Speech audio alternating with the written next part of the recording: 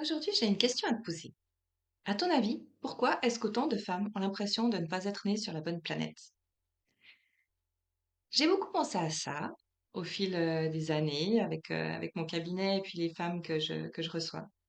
Et c'est quelque chose que j'ai vécu aussi personnellement quand j'étais mariée avec mon ex-mari qui était un pervers narcissique, violent. Et j'ai eu à un moment donné l'impression que vraiment, mais j'étais à côté de la plaque. Enfin, que j'étais vraiment pas sur la bonne planète. Pourquoi?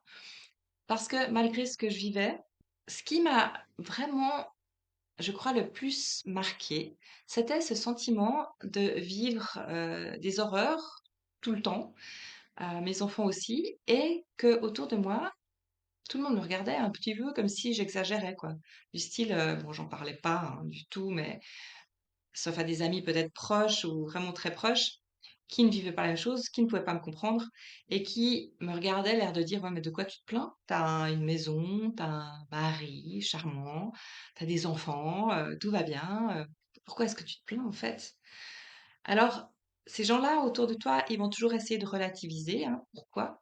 Simplement parce que ça les dérange, parce qu'ils ne savent pas comment gérer la chose et parce qu'ils ont peur quelque part, que tu viennes, perturber leur petite vie, tranquille. Et c'est ça qui est, je crois, qui amène un sentiment d'isolement et vraiment d'injustice aussi. Parce que tu te dis: «Mais ils le voient quand même». Ça arrive des fois qu'ils disent des choses ou qui me critiquent ou qui me coupent la parole ou qui disent des choses vraiment, méchantes sur moi. Même surtout, en général, quand je suis pas là, hein, il y a des choses qui me sont revenues aux oreilles après que je l'ai quitté, bien sûr. Et du coup, tu te dis: «Mais finalement, on t'isole, tu te sens isolé et c'est pour ça que tu as l'impression de ne pas être sur la bonne planète parce que en fait, tu vis quelque chose d'atroce, mais personne autour de toi ne prend ta défense ou ne serait-ce que te réconforter. Donc, il y a ce sentiment d'isolement et puis après, il y a diviser pour mieux régner parce que un pervers narcissique, qu'est-ce qu'il va faire? Ou une personne toxique ou même un patron toxique, qu'est-ce qu'ils vont faire? Ou les collègues dans le harcèlement. Ils vont commencer à raconter des choses sur toi, à t'isoler socialement. C'est-à-dire que c'est toi qui deviens le bourreau, parce que les pervers narcissiques sont très forts pour te faire passer pour le bourreau et eux la victime, hein, forcément. Donc du coup, ils vont aller se plaindre de ton comportement et ils ont une faculté à prendre ce que toi tu subis plutôt et à le prendre pour eux, en disant non mais c'est elle qui me fait subir tout ça.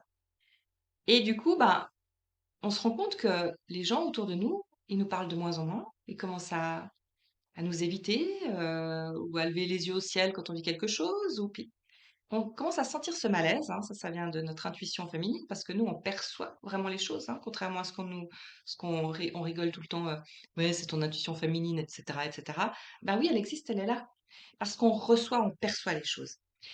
Donc, on a d'abord l'isolement, ensuite la division pour mieux régner, c'est-à-dire que depuis, je dirais depuis la chasse aux sorcières, hein, on a brûlé les femmes sur les bûchers, on les a torturées.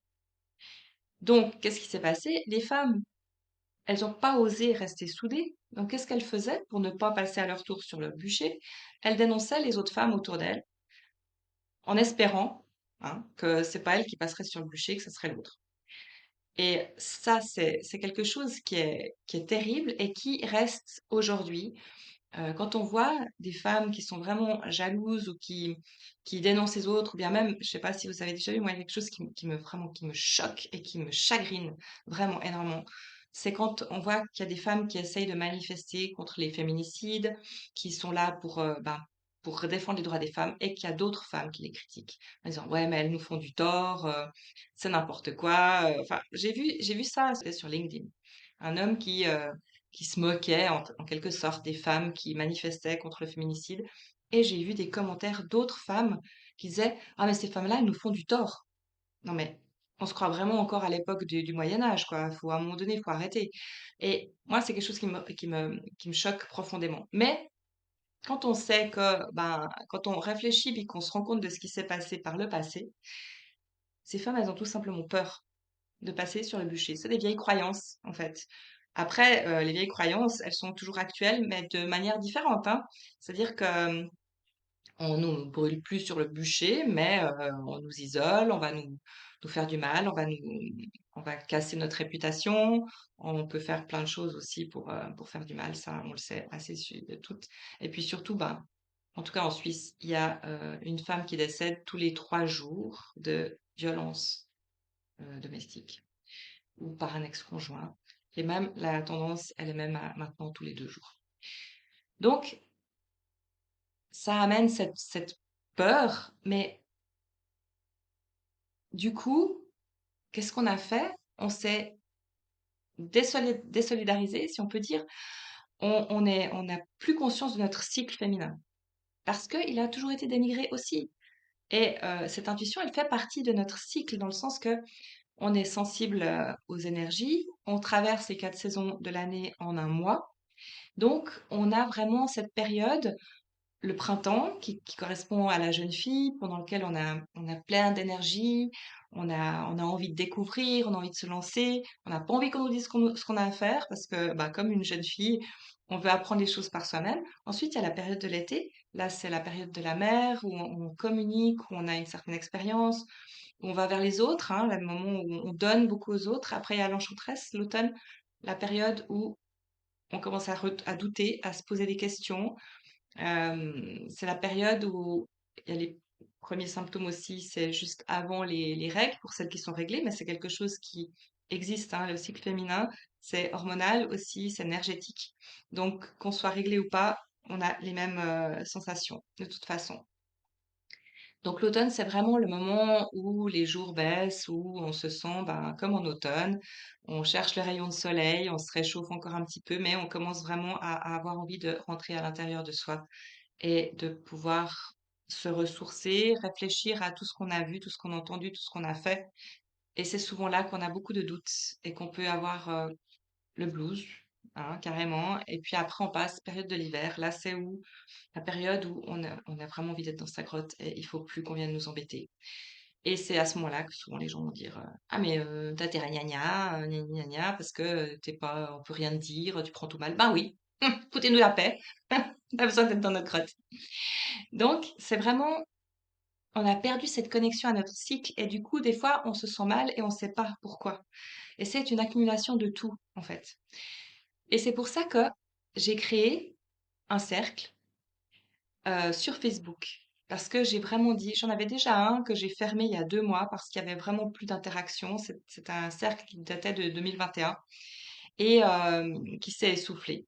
Donc là, j'ai créé un nouveau cercle, mais vraiment un cercle dans lequel je veux vraiment des interactions. Donc, dans lequel les femmes pourront se déposer et où je pourrai aussi répondre aux questions et donner des sources aussi d'inspiration et des thèmes. Enfin voilà, on verra un peu comment ça va aller au fur et à mesure déjà des intervenantes et de ce qui est demandé aussi dans le cercle. Donc voilà, ça c'est la première chose. J'ai créé ce cercle vraiment parce que c'est important aujourd'hui que les femmes se relient, que les femmes parlent entre elles, que les femmes puissent parler à d'autres femmes.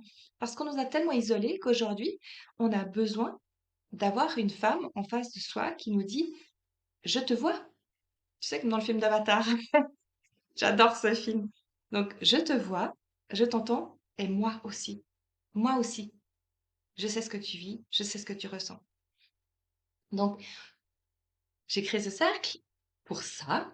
Et puis, le parcours de l'Enchanteresse, ça, c'est un accompagnement sur 4 semaines qui mêle les neurosciences, donc le mental, comment est-ce que ton mental fonctionne, pourquoi est-ce que tu as des idées noires à certaines périodes du cycle, pourquoi est-ce que tu as des idées noires par rapport aussi à tes expériences passées, comment ton mental fonctionne pour te protéger alors qu'aujourd'hui, tu n'es plus en danger. Donc, évidemment qu'il y aura le pourquoi, mais aussi évidemment les manières de s'en sortir avec toutes les... Il y a un workbook, il y a des méditations pour celles qui aiment les méditations guidées, énergétiques, les séances d'hypno-méditation. Mais ça, c'est vraiment accessoire parce que je sais que quand le mental est surchargé, on n'a pas envie de méditer. On a tout simplement le mental, il ne nous laisse pas faire. Donc c'est pour ça que c'est vraiment un mix et puis que les séances d'hypnoméditation ou de cohérence cardiaque sont là pour celles qui ont envie de tester ou celles qui ont l'habitude de le faire et à qui ça fait du bien. Il y a évidemment un workbook avec aussi et surtout, mon accompagnement sur WhatsApp. C'est-à-dire que je n'accueille que 8 personnes, 8 femmes par session, donc par mois.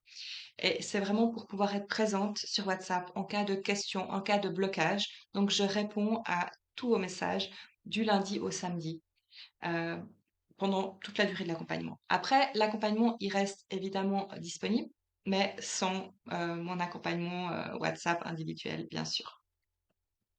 Voilà, alors je crois que j'ai tout dit. Et puis, bah maintenant, si tu veux en savoir plus, de toute façon, tu trouveras tous les liens sous cette vidéo. Et puis, n'hésite pas à aller écouter mon podcast dans lequel je donne aussi plein d'informations ou mon blog aussi sur mon site internet. Alors moi, je te dis à bientôt. À la prochaine, Lynn.